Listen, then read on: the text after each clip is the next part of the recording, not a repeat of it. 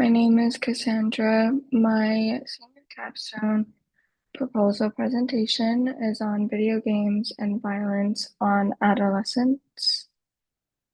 Um, like I said, my name is Cassandra. I am a four-year student attending UH West Oahu. I graduated from James Campbell High School. My program of study is creative media, and my concentration is in video game design. So this is just the summary. So first is going to be my plans for the senior capstone project, and then I'll state my thesis statement, my objective of the research conducted, and address the significance of my project. So my thesis statement is video game consumption alone does not directly cause an increase in physical aggression or violent criminal behavior among adolescents. Instead, pre-existing family, societal, and emotional problems can increase the risk of aggression in adolescents, making video games trigger the aggression or worsen it. My objective or my goal is to clarify the relationship between violent video games and aggression and to educate consumers about these violent games. I want to highlight other factors such as family environment and emotional stability that could influence this behavior. I have been interested in how video games may influence behavior in adolescents for many years. I searched many articles and websites to find the ones that really pull points and that I want to talk about in my paper. So for my senior capstone plans, at the end of the capstone semester, I want to deliver a project, specifically a documentary that showcases the relationship between violent video games and violence among adolescents. This direction is appropriate for the research I conducted because the documentary allows me to show visual storytelling, data, and multiple perspectives on this topic. The project will effectively communicate the scientific evidence and the social implications of the debate. So for the significant slides, I have my first one, which is that it's important for parents and schools to know what violent games children are playing and how it may affect them growing up. As video games evolve, it will shape how families, schools, and governments manage digital media. Schools and mental health professionals may be able to use this research in following patterns of violent behavior and its connection to violent video games in order to identify students who may need extra support with aggression.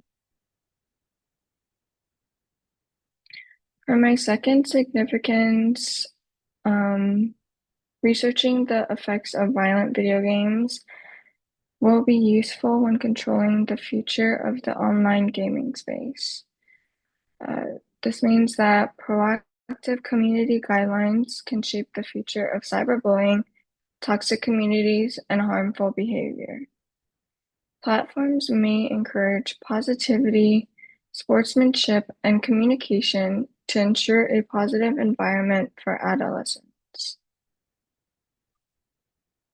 So for my data, this pie chart depicts data from the Violence Project's mass shooter database. Only 24 out of 172 mass shooters have played violent video games, while the majority, 91 out of the 172, have not played violent video games. This proves that video game consumption does not directly cause an increase in physical aggression or violent criminal behavior among adolescents.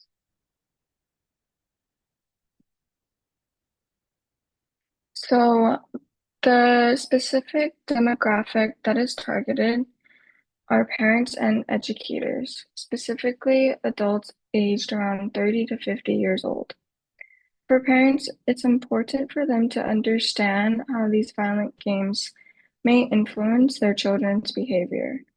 For educators and counselors, they often deal with student behavior and mental health concerns and should know how violent games are affecting these children. I, for the proposed solution, I have that many adults believe that violent video games can cause aggression in adolescents. The research found clears up this confusion and stops the spread of misinformation. In Is It Only a Game? Susie Delight states that popular media often links violent video games to real-life violence, although there is limited evidence to support this link. This shows that aggression is more likely to come from outside factors such as school, family problems, and emotional issues. For my preparation process, I would do more research on what content I want in my video and find more data and studies that can help prove my thesis. During the production stage, I would search for clips and take what I can from other interviews or videos that talk about my topic. I would edit all of it together and then put in the necessary information. After editing the big pieces, I would finish up small details on the video, add music, and do any voiceovers. I would then follow up with my professor on how I could add something to improve it. For the deliverables, it would include a few photos, voiceovers, um, explaining the photos, and also data that could help back it up. So for this picture here, I have like a stigma and a reality. There's stigma that violent games provoke aggressive behavior, but there's not much evidence that it's the case. Video games can also improve memory and cognitive skills. Uh, from the National Institute of Health, they stated that the researchers found that the children who reported playing video games for 3 or more hours per day were faster and more accurate on both cognitive tasks than those who have never played. And then for this picture, it's just that 90% of popular games portray violence, which is kind of a lot. And then these photos show the benefits of video games and how it helps the brain. In the National Institute of Health, they also say that many parents today are concerned about the effects of video games on their children's health and development. It's important to find out the truth about positive and negative effects on children and their cognitive and behavioral development.